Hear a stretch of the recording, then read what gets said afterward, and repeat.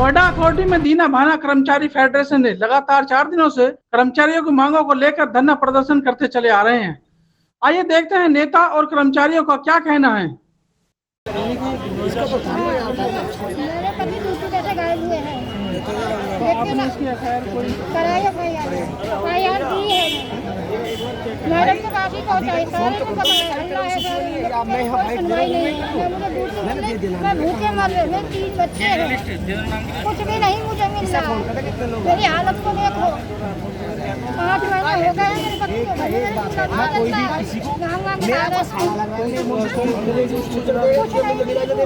कोई मेरी सुनवाई हो रही है, कुछ भी सुनवाई नहीं हो रहा है।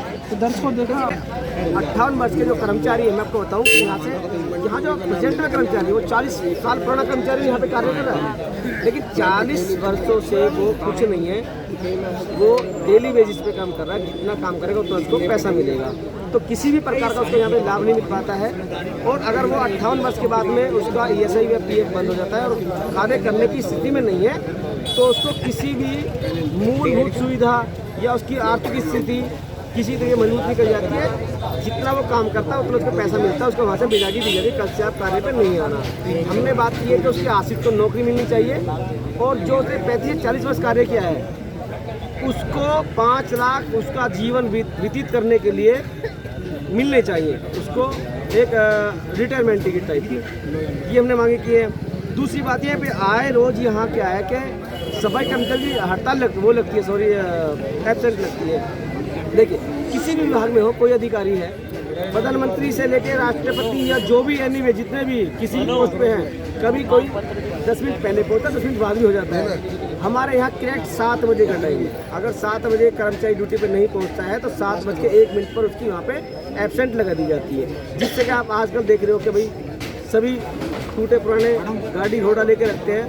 तो जो हमारे युवा साथी है या जो हमारे अन्य और साथी हैं, वो बाइक का एक्सीलेटर दबाते हैं जल्दी के चक्कर में, जो वो एक्सीडेंट का शिकार होते हैं। और अगर कर्मचारी का एक्सीडेंट हो जाता है तो उसको भी वहाँ पे कोई रकम नहीं मिल पाती है, बल्कि उसके परिवार को भी वहाँ पे दर-बदर घूमना पड़ता है। और केवल मिलती क्या है, एक सफाई कर्मचारी की नौकरी, वो भी गुलामी के तौर पर। जब तक कार्य करेगा तो उसको पैसे मिलेंगे, नहीं करेगा तो नहीं मिलेंगे। हमने यहाँ क्या है कि अगर हमारे दीना भाना कर्मचारी फेडरेशन में तमाम सफाई कर्मचारी की एक डिमांड है कि कर्मचारी का ऐसे पॉलिसी द्वारा बीमा कराया जाए कि कर्मचारी घर पे गुजरे या बाहर किसी कारण उसका अंतकाल हो, उसको 10 लाख रुपए मिलना अनिवार्य है उसकी फैमिली को।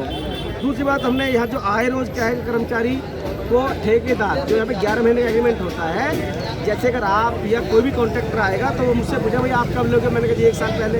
1 साल में किस चीज़ ने लगा जी, फलाने लगा, तो आपको ड्यूटी नहीं रखा जाएगा, आपको ड्यूटी से हटाया जाता है। देखिए, अगर 90 दिन ड्यूटी कर लेता, कोई भी कंपनी है, प्राइवेट हो या जो भी कंपनी है, उसको 90 दिन के अंदर उसको रेगुलर कर देती है। लेकिन यहाँ 1 साल बाद, 1.5 साल बाद ये पूछा था किसने लगाया।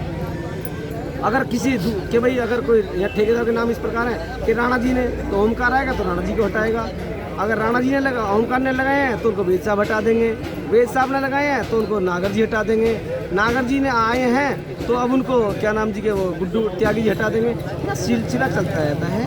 तो उन पर बैन लगाने के लिए जितने भी हमारे कर्मचारी जहाँ अपनी पोस्ट पर है उसको उसी पोस्ट पर रखा जाए। जो कर्मचारी कम से 150 से 200 कर्मचारी हैं, जो नए और पुराने दोनों में आते हैं काउंटिटी उनकी, जिनको बोलते 2.5% या 100%, दोनों के ही कर्मचारी हैं। टॉयलेट्स पे जो कर्मचारी हैं वो 3-3, 4-4 महीने हो गए, उनको सैलरी नहीं मिल रही है, उनको सैलरी मिलनी चाहिए, उनको पुनः कार्य पर वापस लगाना चाहिए। ये सरकार से आपकी मांगें संख्या में रखी गई है जी। सरकार यदि किसी वजह से सरकार नहीं मानती तो क्या करोगे?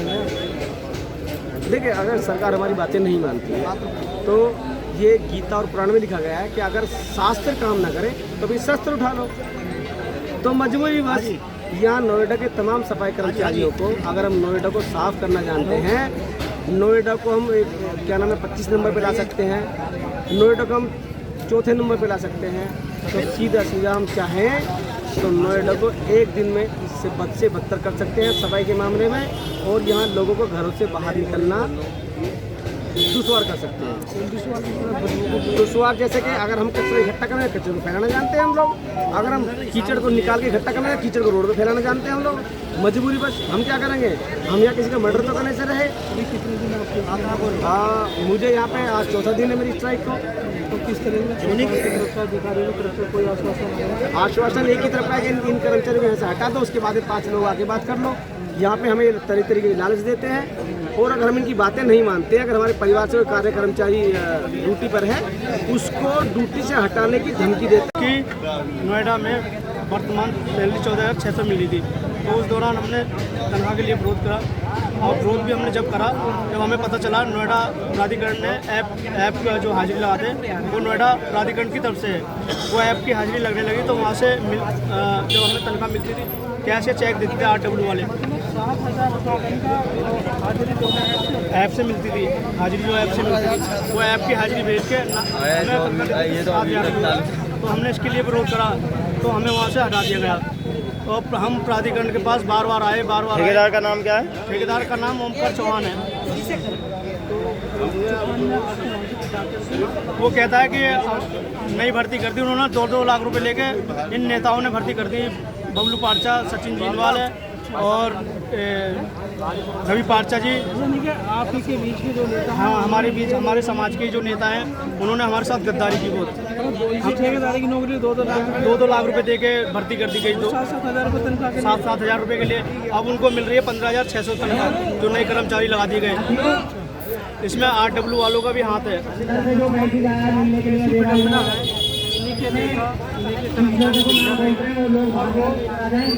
नए वाले जो उनको भर्ती कर देते पैसे लेकर, और जो पुराने हैं उनको हटा दिया जाता है। सरकार इस ओर ध्यान दे और उनकी समस्याओं की तरफ ध्यान दिया जाए, ताकि ये बेचारे अपना कार्य, अपने घर परिवार को सुचारू रूप से चला सकें।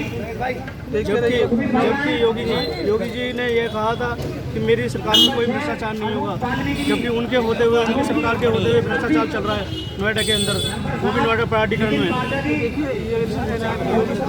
4 महीने से हम घर पे बैठे हुए हैं।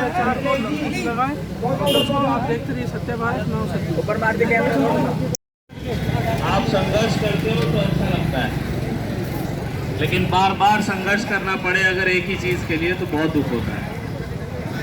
मैं किसी भी हड़ताल या फिर किसी भी मतलब इसी समस्या को लेकर बार बार हड़ताल करने के पक्ष में तो हूँ नहीं, लेकिन इसी समाज में जन्मा हूँ, आप लोगों का खून हूँ, आपका भाई हूँ, बच्चा हूँ। तो जब जब आप पर समस्या होगी, आप समस्या में होंगे, याद करेंगे तो मैं आपके बीच होऊंगा।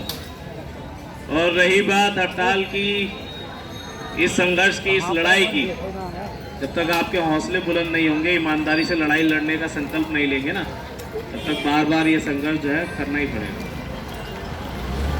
और रही बात, अभी अंदर गए हमारे नेतागण, हमारे भाई। देखिए, व्यक्तिगत रूप से आप सब मेरे भाई हैं और मैं आप सबका हूँ। व्यक्तिगत रूप से दिनेश जी भी मेरे बहुत अच्छे भाई हैं, बिल्कुल मेरे अपने हैं। तो ये सब व्यक्तिगत है, लेकिन अगर सामाजिक रूप की अगर बात करी जाए तो अभी निर्णय आने दीजिए, बाहर क्या आता है फैसला, समझ रहे हैं। व्यक्तिगत संबंध जो है वो घर है। अगर अंदर से कोई निर्णय ऐसा आया जो आपके हित में नहीं है और आप उसमें अगर राजी नहीं हैं, आप राजी हुए तो भी मैं राजी नहीं रहूँगा। लेकिन अगर संघर्ष का फल ऐसा कुछ आया है, हल ऐसा कुछ आया जिस जो है आपके हित में नहीं हुआ, तो वो व्यक्तिगत संबंध घर पे ही रहेंगे। मैं फिर भी आप लोगों के लिए अपने भाइयों से लड़ूंगा। और देखिए, परिवार में लड़ाई जायज़ है, हम किससे लड़ेंगे अगर हमें कोई समस्या है, समझ रहे हैं।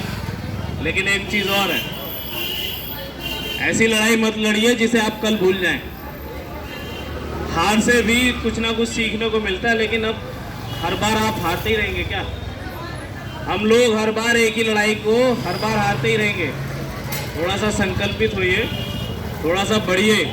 ये लड़ाई बहुत बड़ी नहीं है। जिस दिन आप एक ताकत में, एक माला में पिरो दिए जाएंगे ना, जब जिस दिन आप एक मुट्ठी बन जाएंगे, 3 दिन नहीं झेली जाएगी इन लोगों से आपकी लड़ाई। इनकी औकात नहीं है 3 दिन आपके संघर्ष को झेल जाए, समझ रहे हैं। और आप लोगों ने याद किया, आपका बहुत बहुत आभार, धन्यवाद।